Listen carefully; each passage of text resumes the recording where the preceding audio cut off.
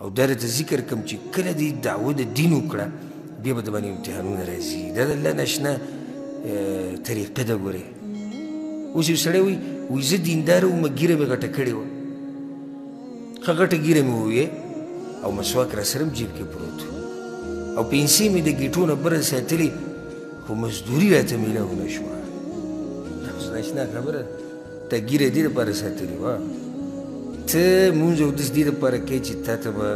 دنیا میلاویږي نو راشه واوره پیغمبر صلی الله علیه وسلم وایي اشد الناس بلاء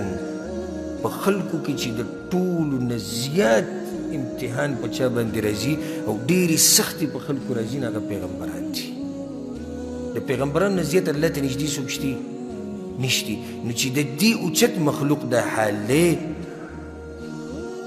چې دوی سره د هغه دیندارۍ دا حال او مصیبتونه پرې راځي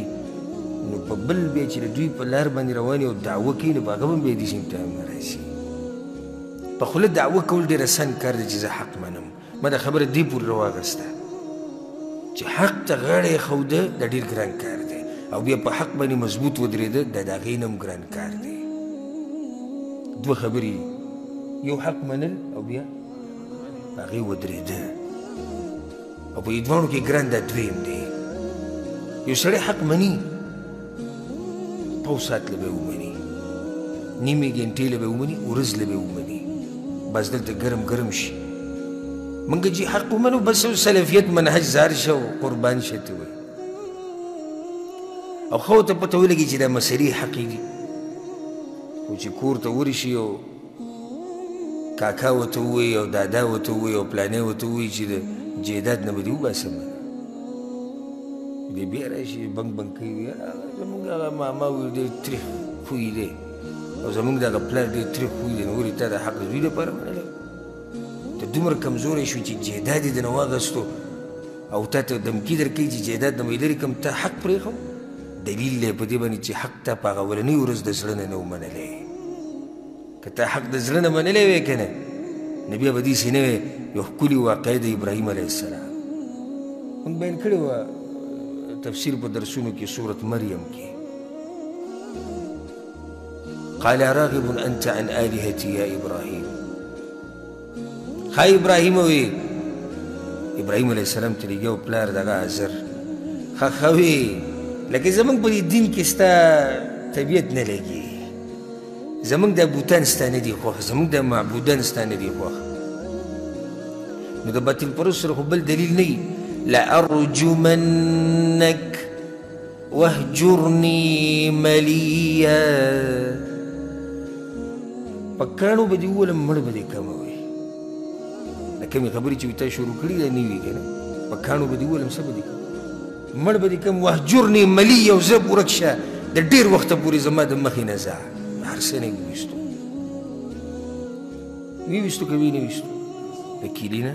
د کور نه د خپلوانو نه هر څه زه وی ځه ابراهیم علیه السلام مخې ته ځان ته یو نمونه جوړه کړه الله په قرآن کې ویلي دي چې ستاسو لپاره ښایسته نمونه ده په ابراهیم علیه السلام کې هغه څه ووي قال سلام علیک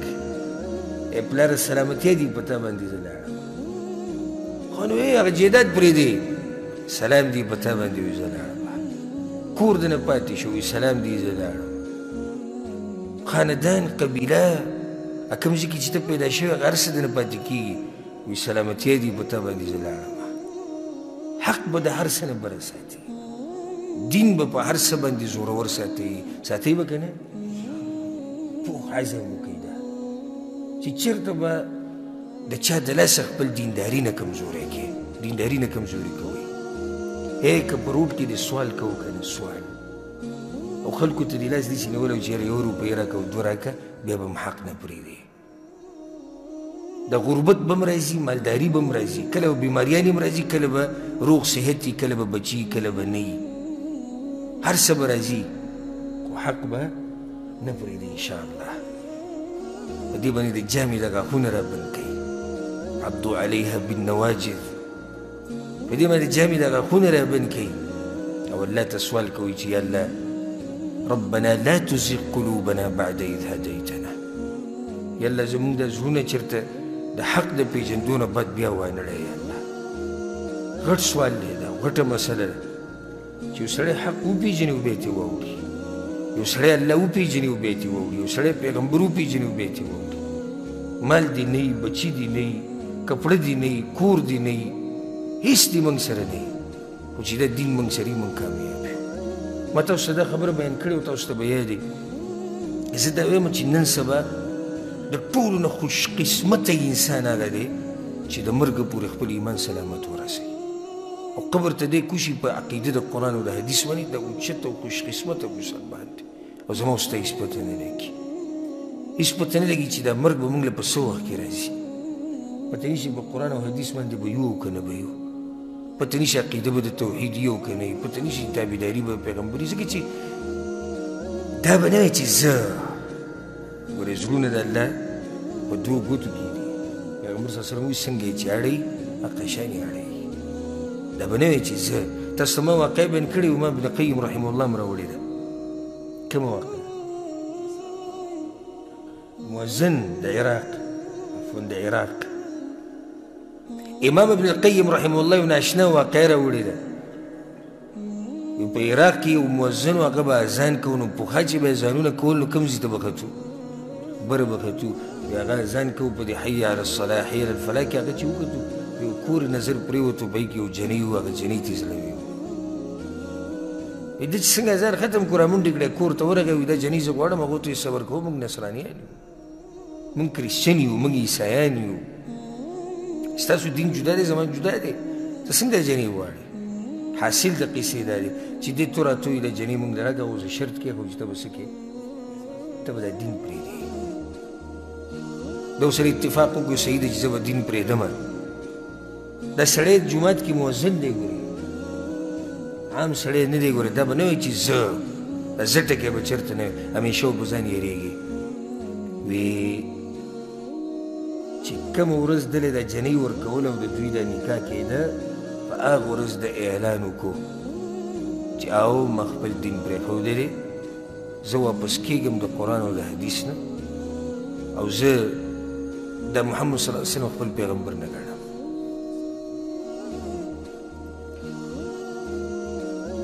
نو جنۍ وله ورکړه مبارک شه پلاري وایي نکاح وشو خلک خوشحاله شو هم په چرته کې جنۍ خو میلاو شو ګوره دنیا انسان څنګه زر خرابوي وي دی چې راوتو دي درشل نه خپل راندي کې دغه ځای کې مړ شو ساتي ووتو